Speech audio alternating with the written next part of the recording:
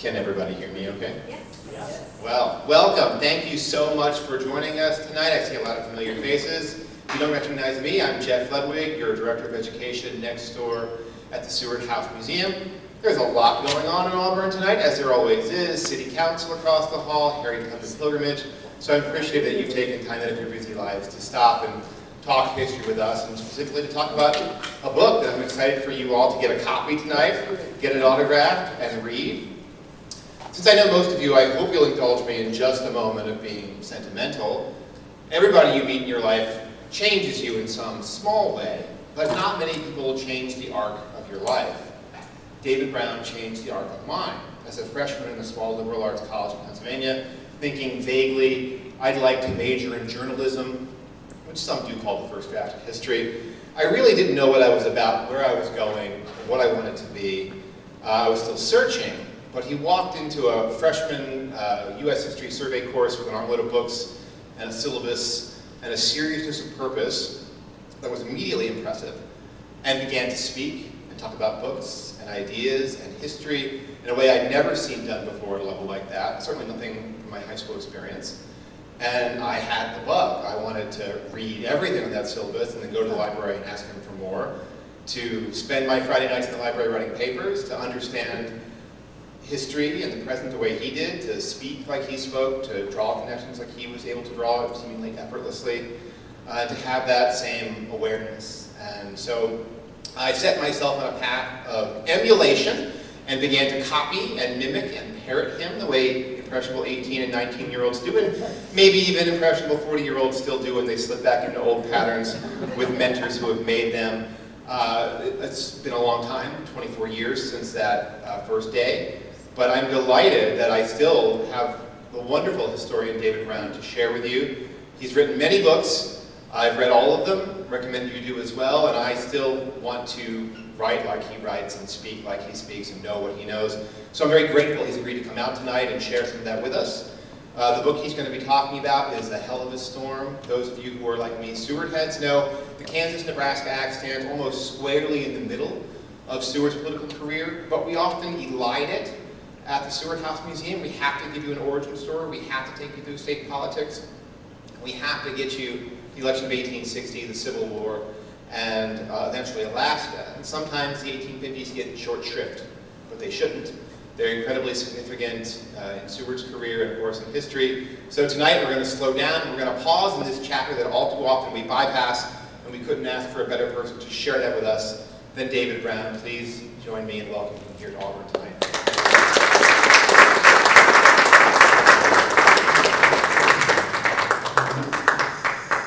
So, good evening. Thank you, Jeff. Very, very generous. This might be deja vu for both of us tonight. So, the 1850s, Seward, the Kansas-Nebraska Act. So, what I want to kind of begin with is to think about this idea of how America goes from point A to point B in the 19th century. And so, we go in a variety of ways from what I would call the age of Jefferson to the age of Lincoln. What that means is the age of Jefferson is America is fundamentally agrarian. Slavery plays a huge role in the economy and in the social structure. And we think of ourselves as a people who essentially come from the land, a people who believe in states' rights. And that gets blown up. So this is a very radical thing. This isn't a change that occurs over generations. This is a change that occurs pretty quickly, I think, within about one generation. Beginning in the 1830s and 40s, with technological advancement, demographic change, and we're moving towards the age of Lincoln. The age of Lincoln, I would say, is moving away from states' rights to centralized governments, moving away from an agrarian vision to a more industrialized vision. An industrialized vision is more than just a factory. It's about how you live your life. What time do you have to get up in the morning? Where do you have to be? How does technology impact your life? And I think that the 1850s is a really critical bridge to going from one age to another age. And if I want to narrow that even more, I would go with the Kansas-Nebraska Act being the vital critical, and some would say traumatic bridge that links us from previous age to the age that we'll know pretty much up until the 20th century, this age of Lincoln. So the Kansas-Nebraska Act, just to put this in a nutshell, what occurs is there is a desire to open up land in the West. It's understood that these Western territories will not be opened up if, in fact, the South is not able to get something from this territory. The territory that we're talking about, this is Thomas Jefferson's Louisiana Purchase in 1803. In 1820, there was a famous compromise of 1820, in which it was determined that most of that land, most of that territory, would be forever closed to slavery. So we have this war against Mexico, demographic change occurs, there's more Americans, people begin to drift west. The question is, in 1854, what is going to happen with these territories? Without Southern congressmen and senators supporting a movement to the west, it will not happen. So there's a senator from Illinois, Stephen Douglas, who is part of a young Senate clique that wants to see this territory open. And the title of the book, Hell of a Storm, my original title was America in 1854, which everybody loved, except the marketing department. It's not the historians that get you, it's not the editors, it is the marketing people. So this comes from a quip that Senator Douglas made. He said, it will be tough to get this through, it will be a hell of a storm, but we'll do this, and then everybody will forget about it. Well, within 6 years, we have secession. Within 7 years, there's a civil war. So what this Kansas-Nebraska Act does is it doesn't just open up these territories, but it has a radical impact on American politics. Sometimes people will make comments about political parties, and they'll say, well, you know, there's only 2 major political parties, and they've been around forever. They just never die off. And they don't in recent times. But they do from time to time. The Federalist Party, which is the party of Alexander Hamilton, that party died off. The Whig Party dies off in the 1850s because of the Kansas-Nebraska Act.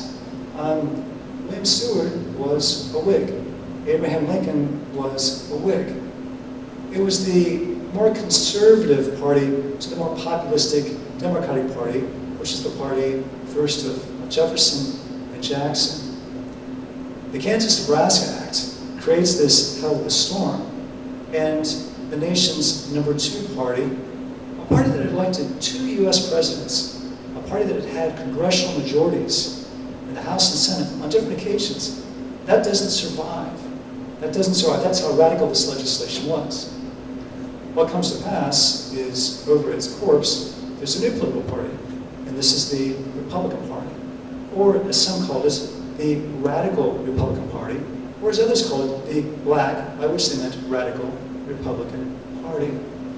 And so, at a time when you've got heightened sectionalism, the country's most conservative major party dies, and a new radical party, and I do think that that's fair. The Republican Party, after the Civil War, will become more of a conservative party, a party associated with industrialization, eventually overseas expansion. But this time, it is the radical party. It's not an abolitionist party at this time, but it is a radical party. What this means is that we're not simply passing away from the age of Jefferson to the age of Lincoln, but we're passing into a different political age. Before this time, Americans thought of themselves as quintessentially a people that believed in and engaged in compromises. The first major compromise between the sections, and also, frankly, between small states and large states, no matter what part of the union they were in, that occurred in the Constitutional Convention. Then there was the, as I mentioned before, the Compromise of 1820. Do we bring Missouri in as a slave state?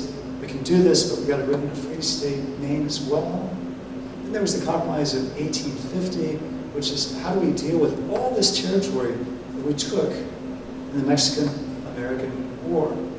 What was supposed to happen was that Stephen Douglas, who engineered this act in 1854, if history had held, he was a Democrat, that was the majority party. They won most of the elections. Early in our nation's history, most of the presidents came from Virginia and the South in general. Demographic change was occurring, and so by this time, you've got presidents like in the 1830s, Martin Van Buren from New York, William Henry Harrison from Ohio, James Buchanan from Pennsylvania, Franklin Pierce from New Hampshire. These Democrats were known as dough faces to their enemies. To be a dough face was to be a northern man with Southern principles. To get elected to the presidency, though, from the Democratic Party, that was the formula. And so what was supposed to happen in 1860 was Stephen Douglas from Illinois was supposed to be the next in line as a Democratic dough face to get elected to the presidency. But that didn't happen because of the Kansas-Nebraska Act. Without this act, it's no clear thing that Abraham Lincoln ever would have been president of the United States. Douglas was from the same state, much, much better known than Lincoln. We talk about these famous debates that Lincoln and Douglas had. Lincoln coveted those debates because he was the underdog. Just by being on the same stage with Douglas, raised his profile. So let me tell you a little bit about why I think that this is such a critical bill. Okay, so there's a lot that goes on in the 1850s, and there's this question that historians have, right? They had it 150 years ago, they have it still today. Why did the Civil War happen, right? And obviously we know the impact, the role of slavery, but then we want to sort of place it and look at politics in more of a narrow sense. We kind of come up with a laundry list of things. And I want to focus on 3 of these things that happened in the late 1850s. And what I want to do is argue that these things essentially came about basically because of the Kansas-Nebraska Act. And so these 3 things would be, 1857. This is a Supreme Court case. This is the Dred Scott case. And in that case, the U.S. Supreme Court declared a couple of things. African Americans could not be citizens of the United States, despite the fact that there were African Americans who were citizens of the United States, despite the fact that there were some African Americans in 1788 who had participated at conventions in states that helped to pass through the U.S. Constitution. It also said, and this is what really riled up a lot of white people in the North, it said that slavery could not be kept out of the territories. Now, in one sense, we might say that the court was simply accepting what had happened in 1854. The difference, though, is that what happened in 1854 was a congressional decision. The Senate, the House voted on this stuff. What the Supreme Court does is it gives its imprimatur. It says, we agree with this. If it's a Supreme Court decision, then that means it would be very difficult to get overridden in the future. And how I tie this to 1854, specifically that the Supreme Court Justice, Roger Taney, was an absolute opponent of the Republican Party, which at this time is 3 years old. He was looking to, this is in his correspondence, undermine the Republican Party. He says, essentially, the party has one goal, which is to keep slavery out of the territories. If the Supreme Court says, you cannot do that, that party will implode, because it will have no other issue to work upon. Well, that didn't turn out to be correct at all. But one could say that this 1854 Act, Kansas-Nebraska Act, it was very much in Taney's mind, and he was looking to burnish it and attack the Republican Party, which did not come into existence before that act. The second action that I think a lot of people point to in the late 1850s is John Brown's raid on Harper Ferry. which I always want to say is in West Virginia, because it is today, but back then it was obviously in Virginia. John Brown, you might know, was a border warrior in the Kansas fights, the Kansas Wars, also known as Bleeding Kansas. And so when the territory opens up, there's a fierce struggle between settlers in the north and settlers in the south to get there and to essentially dominate politics and be able to draft the territorial constitution in the territory of Kansas. What we find is that a lot of these poor settlers, they were simply going there to in the name of freedom or in the name of slavery. And John Brown was one of them. He was going to eradicate the presence of slaveholding in the territory. This is very violent. He was known as Potawatomi Brown. He and his men one night executed 5 pro-slavery men. There had been a raid recently at Lawrence, and 5 anti-slavery men had been killed. Brown was very much Old Testament, an eye for an eye. Should be 4, can't be 6, 5 for 5. Well, we look at Harper's Ferry, and this was such a radical thing that a private, small group of individuals would attack a federal arsenal. Not just attack it, but for a couple days, actually occupy part of the premise. The timing is interesting because this is 1859. John Brown, even after he was executed, continued into the next year, stalking, haunting the Southern imagination. So it wasn't any longer just the radical Republican Party, it was John Brown's radical Republican Party. Even though people like Abraham Lincoln, I think, were quite sincere and said, John Brown, I think the man was absolutely crazy. He was no Republican. He was a very, very radical, very bad man in the minds and the hearts of probably most Republicans. But you can't, I think, talk about the raid on Harper's Ferry unless you get to the backstory. It truly isn't even the backstory. When he was a border warrior for a number of months in Kansas, that's how he cut his teeth. That's what led him to Harper's Ferry. So I think without this Kansas-Nebraska Act, it's not exactly clear that John Brown does anything in 1859 to move against the institution of slavery. And the last part of this argument is the election of 1860, which seems like an absolute slam dunk, right? The election happens in November, and about 4 weeks later, South Carolina becomes the first of 11 states to secede from the Union. So obviously, clearly, there's a connection that's there. I grant that connection, but what's Lincoln doing there as a Republican? Lincoln didn't even want to be a Republican until basically in 1855. He didn't have a choice. The Whigs were essentially gone. One could say that the South had accepted Whig presidents from the North in the past, but they would not accept a Republican president. And again, why does this party, which had only been around for 6 years, why does it come about? It comes about specifically because of the Kansas-Nebraska Act. So there's this laundry list of how do we get to this point?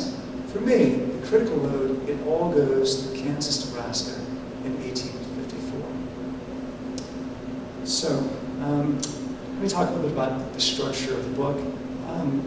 Obviously, there's a lot of politics, political fighting, harsh actions, tough words, and whatnot.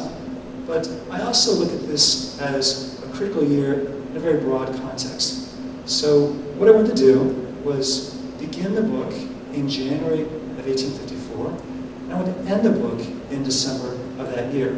Hence the original title, 1854, American 1854.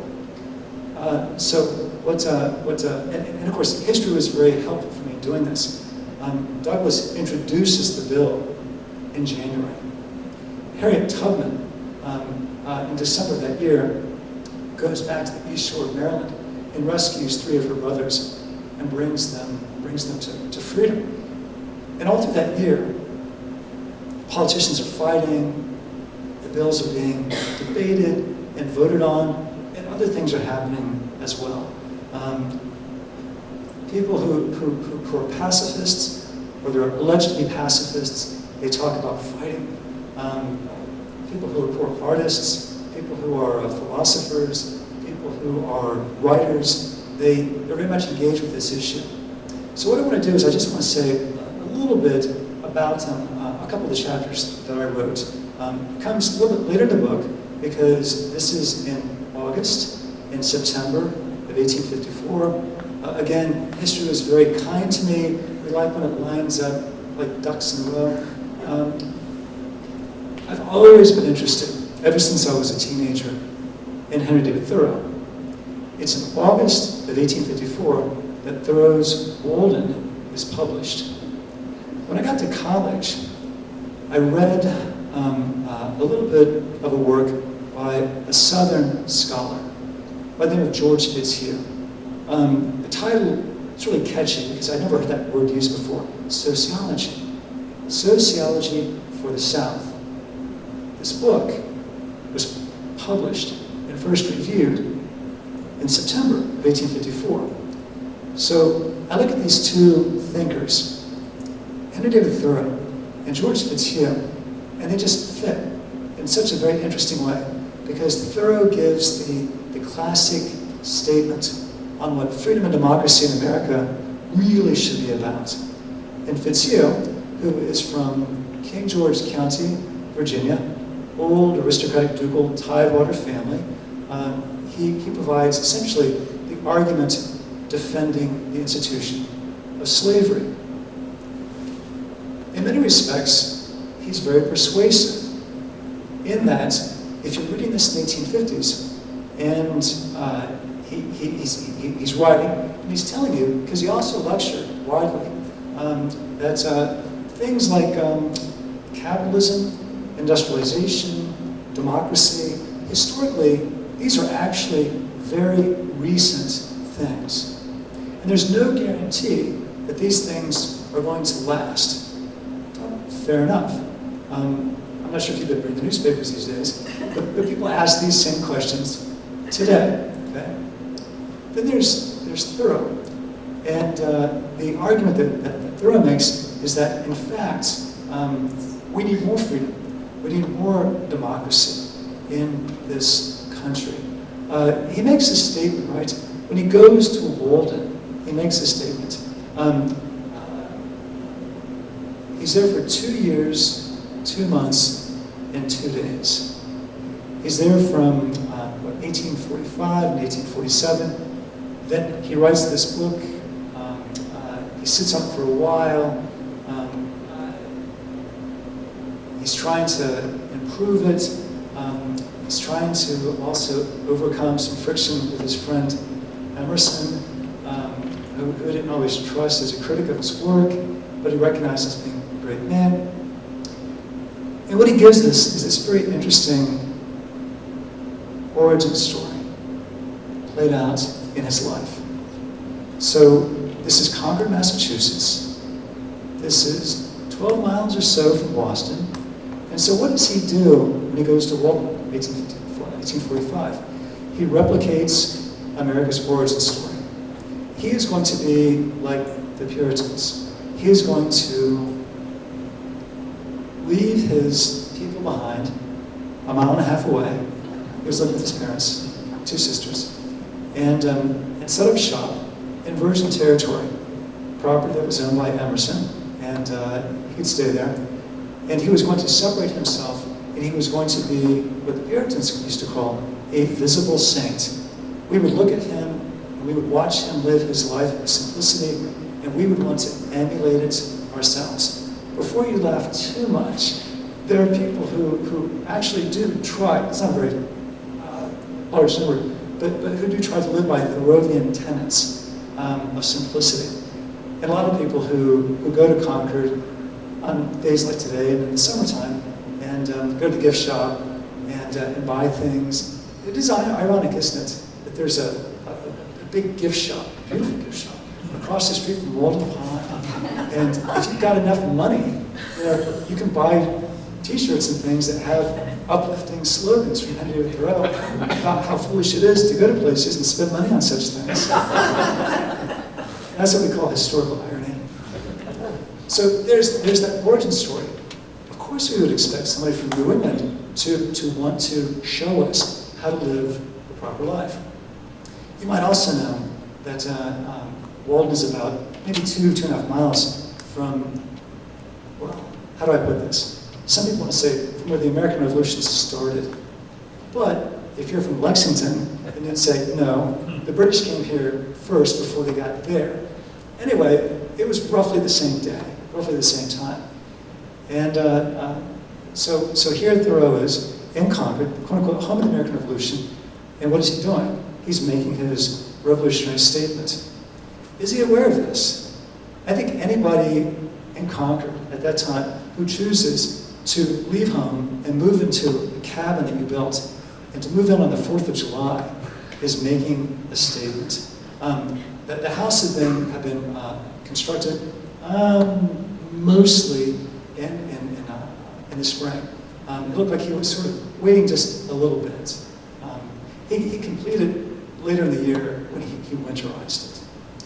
So now it's 1854, and he puts the statement together, and the statement is that America has not been true to its goals. America must simplify. America must reconnect itself with its revolutionary past. What I think is very interesting now, as different as Thoreau's Walden is from Fitzhugh's Sociology of the South, which again is an apologia of the institution of slavery, they connect in an interesting place. In that, Thoreau was also skeptical about industrialization. He was skeptical about a process in which Americans would lose some vital connection with, as farmers might put it, the land, but as Thoreau might put it, with nature. If we do this, if we give our souls over, I use that in a Thoreauvian sense, if we give our souls over to machines, then exactly what is our future going to be like? I've been thinking about this for a while, because I did a little bit of writing on Thoreau, and on that topic specifically, about how we spend our time. And as you might imagine, it was only too easy when one is looking for kind of contemporary examples to just go online and find New York Times stories about Amazon, for example, and very well-paid young people, giving interviews explaining why, I worked there for 4 years, and it was the best and then the absolute worst time of my life. The money was very good, but one had to be on call constantly. So there was the Taylorism, the person who would walk around with the timepiece and monitor how quickly tasks could be done. In the 1890s, there was iterations of that in the 20th century. We are now in a 24/7 environment. And before that, there was Henry David Thoreau talking about the machine age. And there was also Fitzhugh talking about the machine age. So even when you have these very different statements, in many respects, from two men who embody two different sections and principles, and whose ideas are kind of crystallizing and coming before slices of American readers in 1854, there's still something about them which is united, which is collected, and that is a suspicion about the future and where we are perhaps headed in days to come. I think also that sectionalism informed their views. We know from Thoreau's papers, his correspondence, they continued to work on this book until March. And he was referencing his correspondence and his journals. Journals, 2 million words, a lot of words there. He was reflecting in the winter of 1854 about this hated, in his words, hated Kansas-Nebraska Act. So even in division, Americans could find some things to be critical about, to find difference with. I want to say a little bit about Seward and Kansas-Nebraska. It's not something that he's typically known for, In fact, when I was going to give this talk, I happily was sifting around just for references in the Starr biography that someone very usefully gave me a few years ago. And not a lot there. So I went to an inferior text, which is the book that I wrote, which is not a biography of Seward. But I want to read you just a little bit.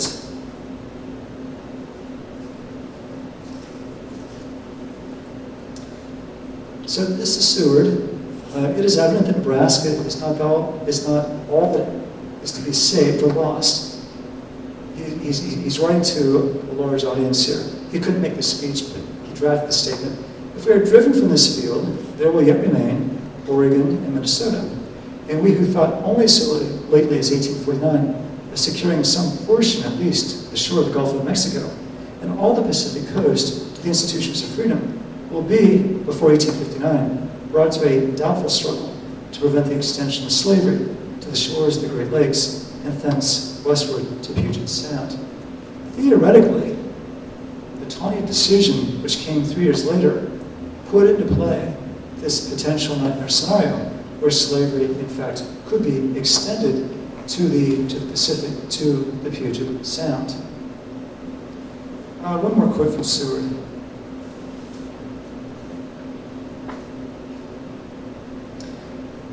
This is in the Senate. So sometimes you're watching politicians today and you're thinking, that's really something for saying. And that worries me from time to time. But then I read what other people have said in the past, and sometimes armed and with a little bit too much alcohol. I'm referring to senators and congressmen. And it puts it in perspective, I think. So this is Seward speaking in the U.S. Senate, looking at his southern colleagues. Come on then, gentlemen of the slave states, since there is no escaping your challenge, I accept it in behalf of freedom. We will engage in competition for the virgin soil of Kansas, and God give the victory to the side that is stronger in numbers, that is in right. This is sort of a preface to what Lincoln's going to do, borrowing from the Bible, the notion that one hopes that it is not might that makes right, but rather that it's right that makes right. So Seward will become a Republican in 1855. Lincoln will follow him there, and they will become sort of friendly competitors. For Lincoln, it is the contest for the nomination in 1860, after the contest with Douglas for the Senate seat that he lost in 1858, and then once Lincoln gets the nomination, he will then defeat Douglas and 2 other candidates for the presidency in 1860. So this second quote that I read, it comes from up here. And I like epigraphs. I find them to be very useful. Usually what I do is when I sit down to begin to work on a book, I think of a title.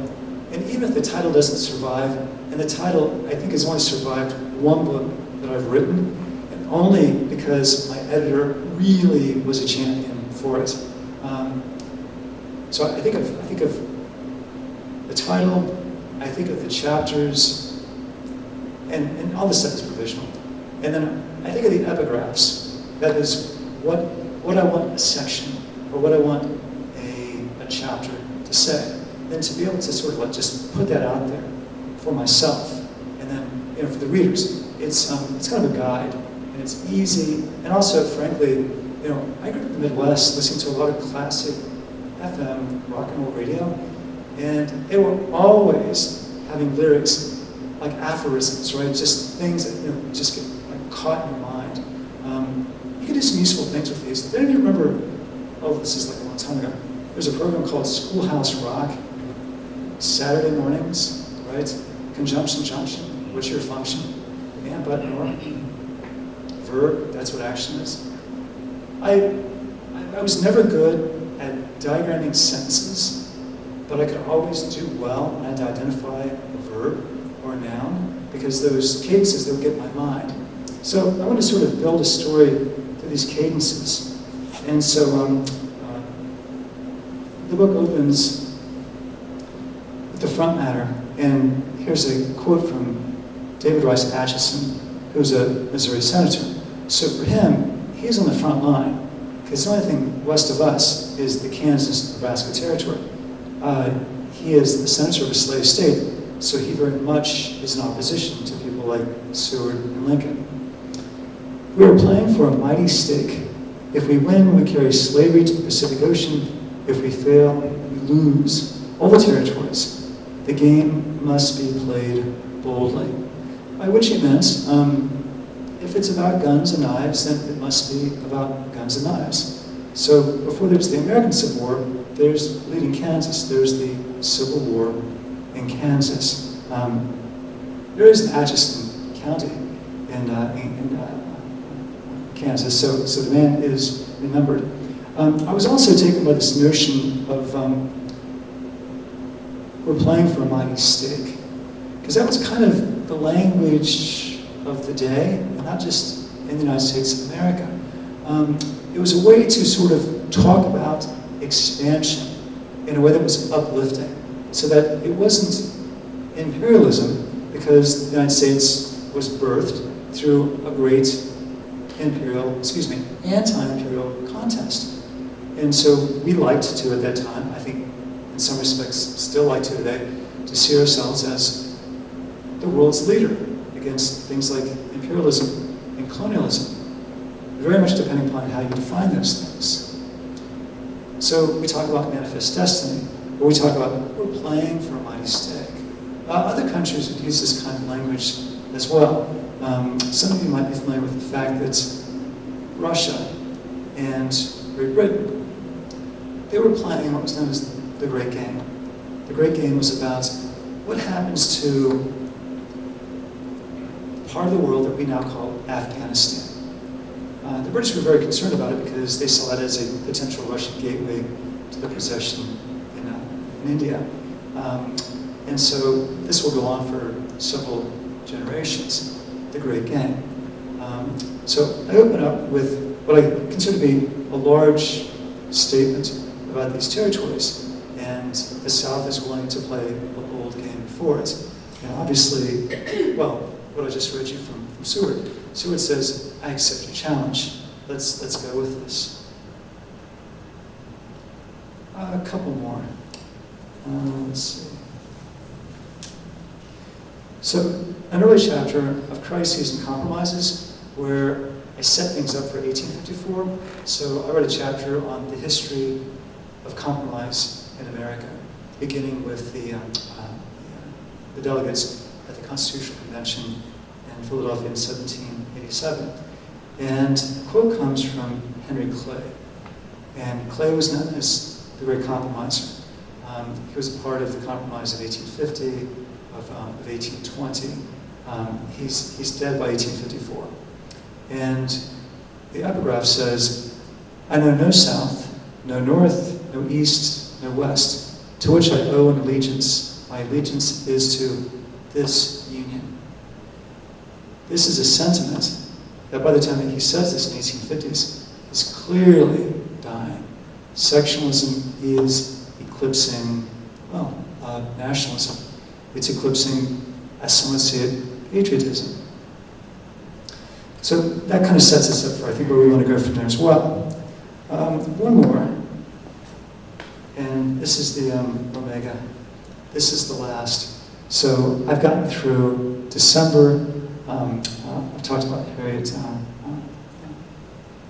Tubman, and I've got the last concluding section on meanings.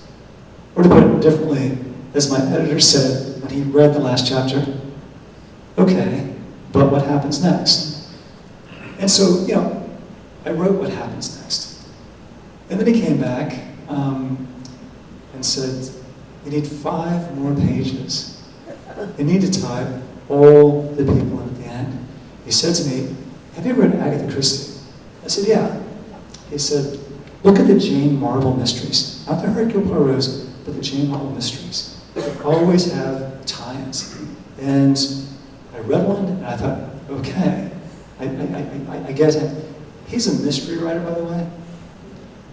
With New York publishers and editors, They're all writers. But apparently, I don't know because I've never lived there, apparently it's like expensive or something to live in New York. So everybody needs a day job. And so they're all writing, but they're all working on the side. So in this last section, it's a coda, and I just call it meanings. And this quote comes from Alexander Stevens. Stevens, this time, December 31st, 1854, which I thought was just perfect, right? It's the last day of the year. You can't really hope that that happens. You just have to get lucky sometimes. And you're looking for three other things, and it just pops up. It's like, you know, if you think about buying like a Volvo car, you know, all of a sudden before you get it, you see a Volvo everywhere. It's just there.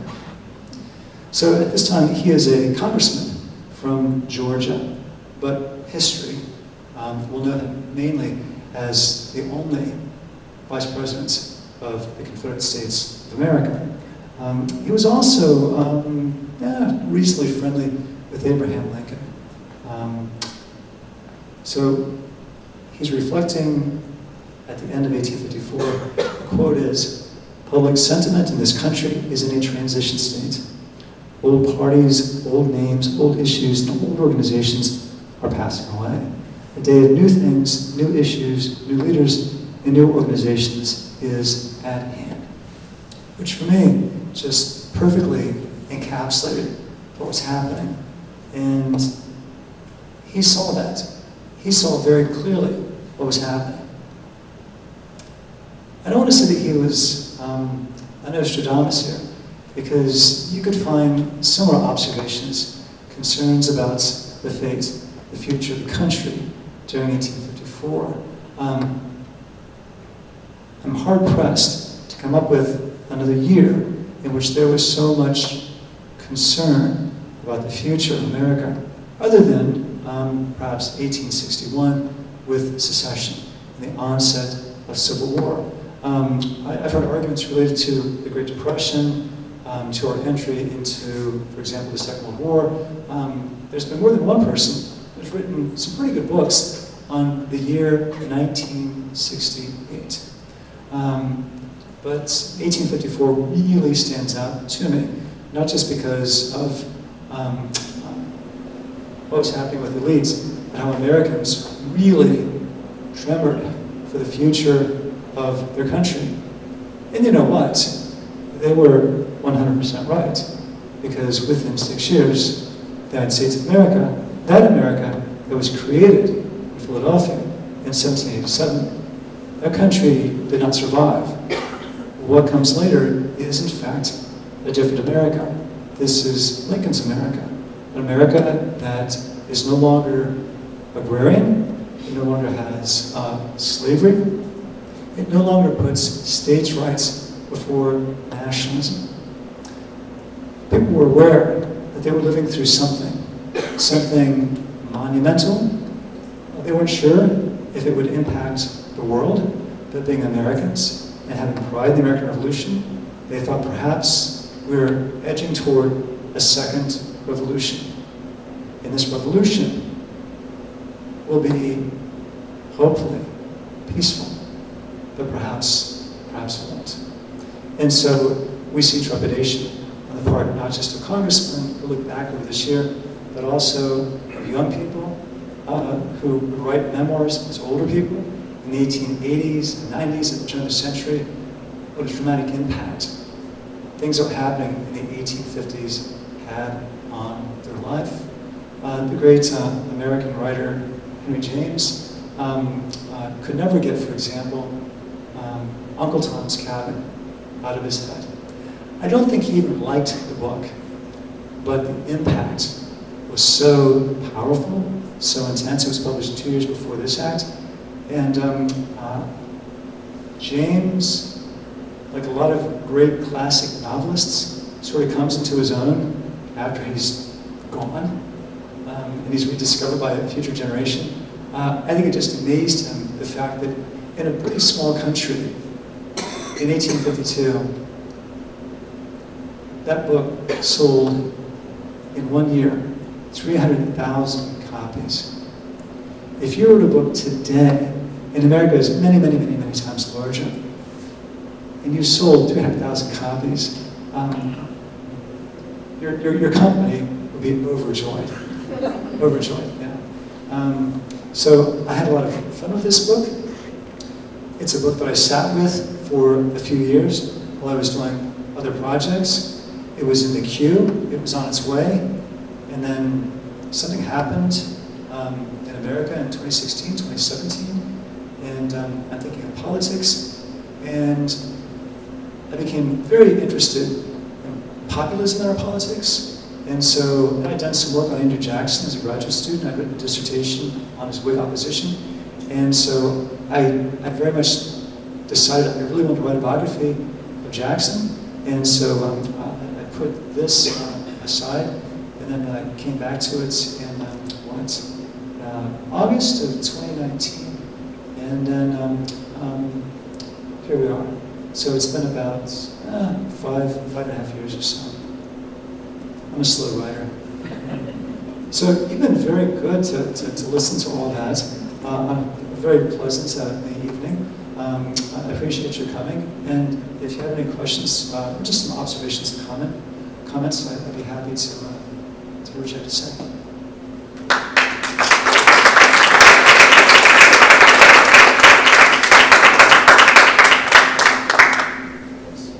I feel like I should start with a question about 1854, but I was struck by something you said in your remarks that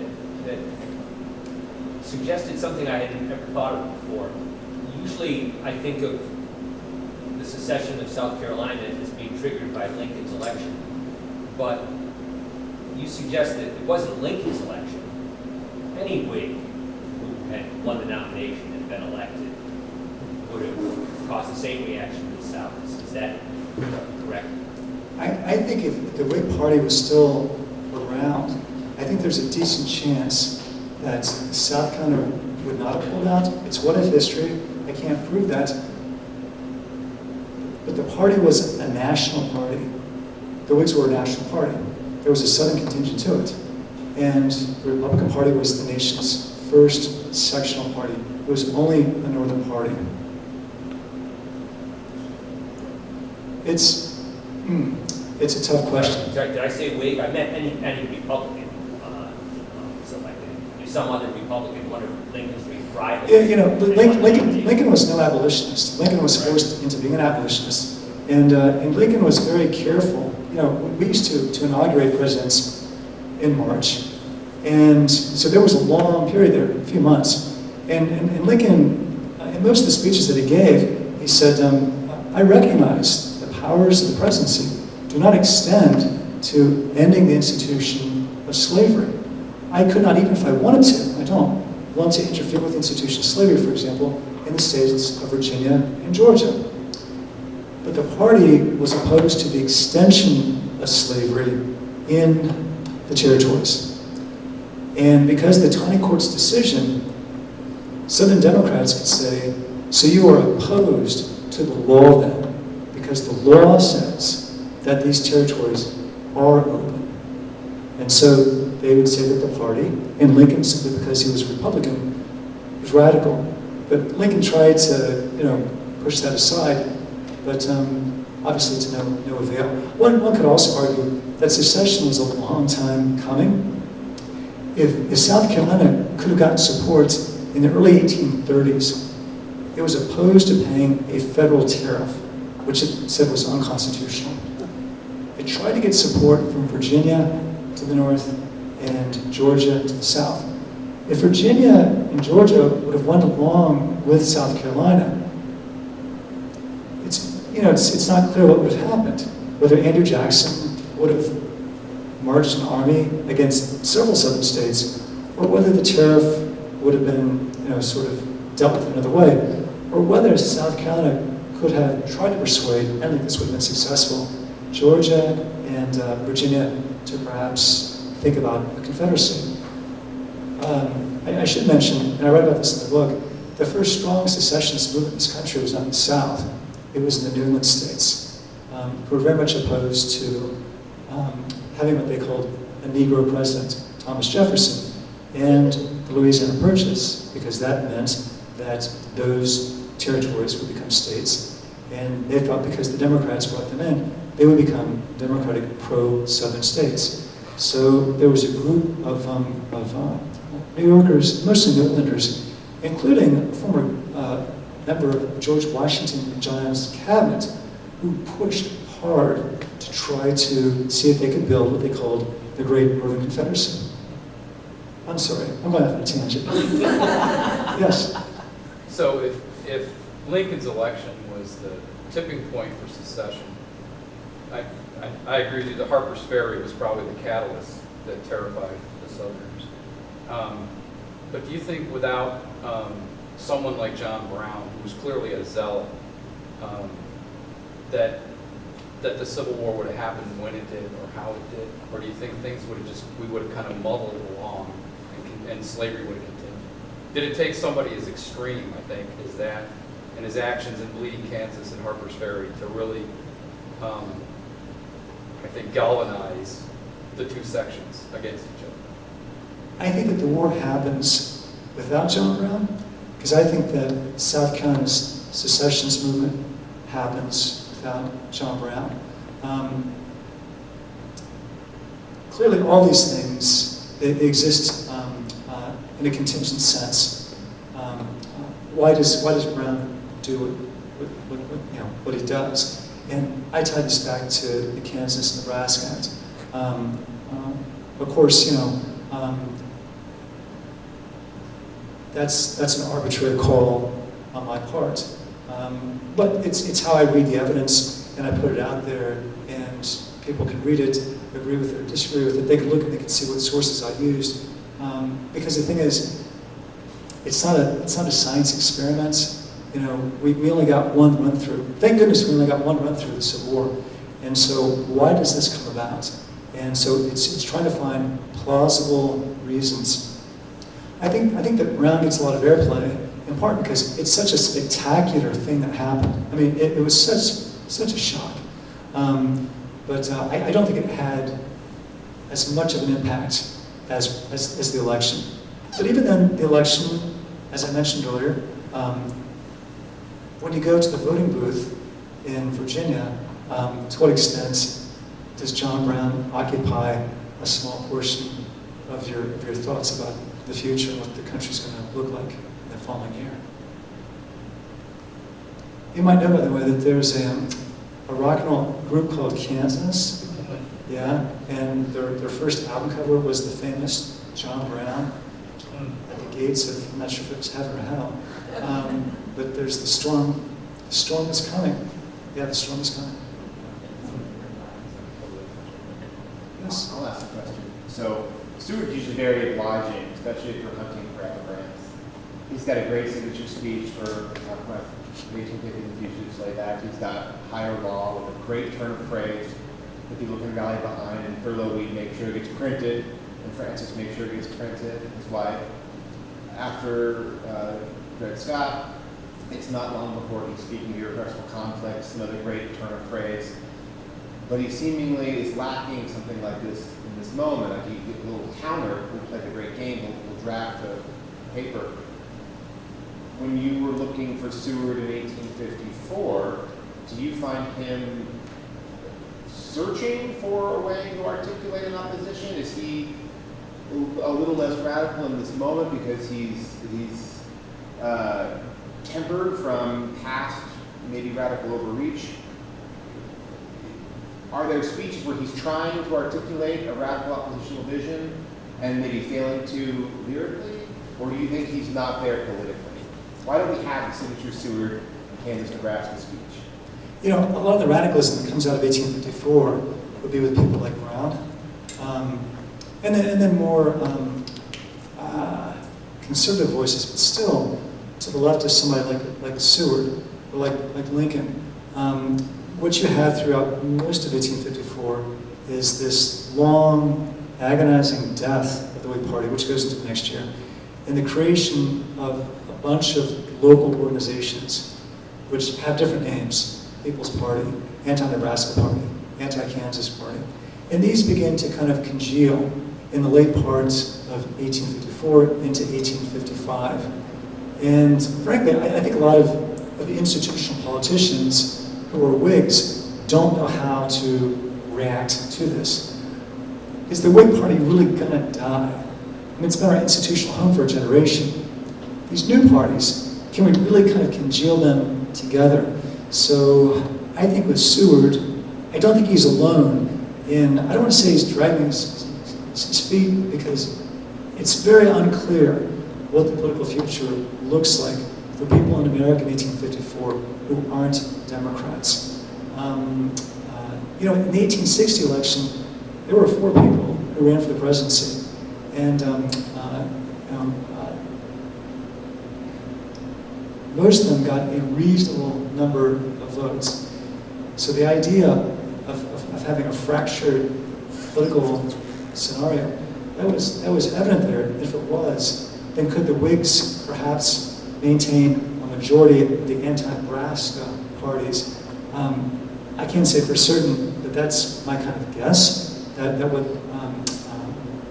Seward was thinking, which is to maintain his position as best he can in the biggest party that is not the Democratic Party, and then, who knows, maybe, in kind of a coalition sense, can we bring other groups in if it comes to that?